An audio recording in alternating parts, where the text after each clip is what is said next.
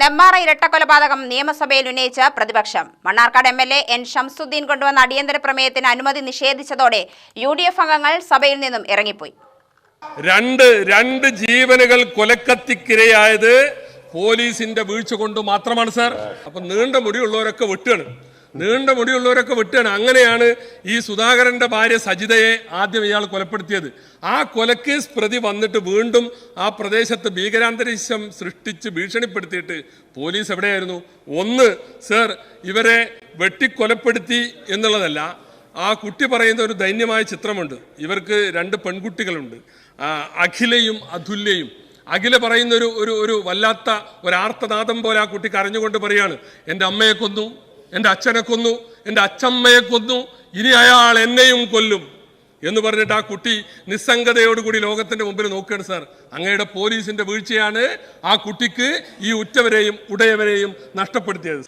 നെന്മാറയിലെ ഇരട്ടക്കൊലപാതകമടക്കം സംസ്ഥാനത്തെ കുറ്റകൃത്യങ്ങൾ തടയുന്നതിൽ പോലീസ് പരാജയപ്പെടുന്നു എന്നാരോപിച്ചാണ് പ്രതിപക്ഷം നിയമസഭയിൽ അടിയന്തര പ്രമേയത്തിന് നോട്ടീസ് നൽകിയത്. സഭ നിർത്തിവെച്ച വിഷയം ചർച്ച ചെയ്യണമെന്നാവശ്യപ്പെട്ട് മണ്ണാർക്കാട് എംഎൽഎ എൻ ഷംസുദ്ദീനാണ് പ്രമേയത്തിന് നോട്ടീസ് നൽകിയത്. പ്രമേയത്തിന് പോലീസിനെ ന്യായീകരിച്ചായിരുന്നു മുഖ്യമന്ത്രിയുടെ മറുപടി.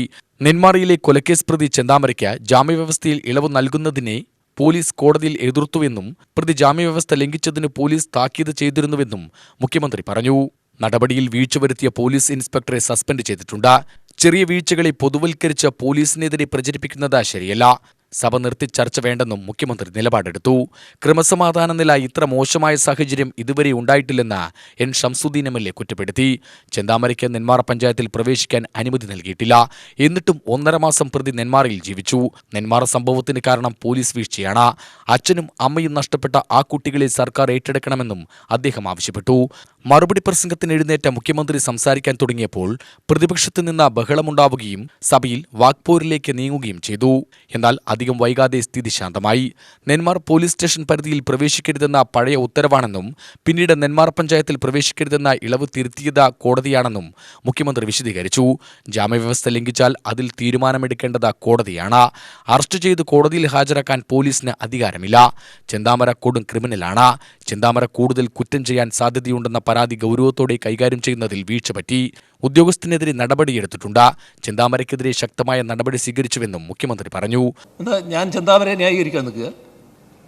ചെന്താമരയെ ന്യായീകരിക്കാനാണോ സർക്കാർ നിൽക്കുന്നത്? ചെന്താമരയെ ഏതെല്ലാം തരത്തിൽ പെട്ടെന്ന് പിടികൂടാൻ പറ്റുമോ ആ നടപടികളൊക്കെ സ്വീകരിച്ചല്ലോ. പിന്നെ അതിനകത്ത് പോലീസിൻ്റെ ഭാഗത്ത് വന്ന വീഴ്ച എന്ന് പറയുന്നത്, ഇത്തരമൊരു പരാതി കിട്ടിയപ്പോൾ ആ പരാതി അതീവ ഗൗരവമായിട്ട് കൈകാര്യം ചെയ്യണമായിരുന്നു. അത് ജാമ്യത്തിലിറങ്ങിയ ഒരാളുടെ കാര്യം മാത്രമായിട്ടല്ല വരുന്നത്.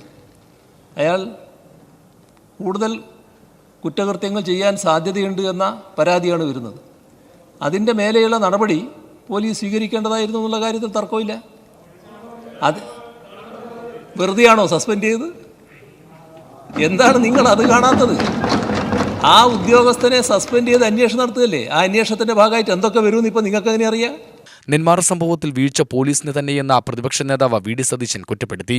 പ്രതിപക്ഷ നേതാവ് വിഷയത്തിൽ സംസാരിക്കുന്നതിനിടെ പ്രസംഗം വേഗത്തിൽ തീർക്കാൻ സ്പീക്കർ പറഞ്ഞതോടെ ഇരുവരും തമ്മിൽ വാക്പോരുണ്ടായി. പിന്നീട് പ്രതിപക്ഷം സഭയിൽ നിന്ന് ഇറങ്ങിപ്പോയി. UTV news, Palakkad.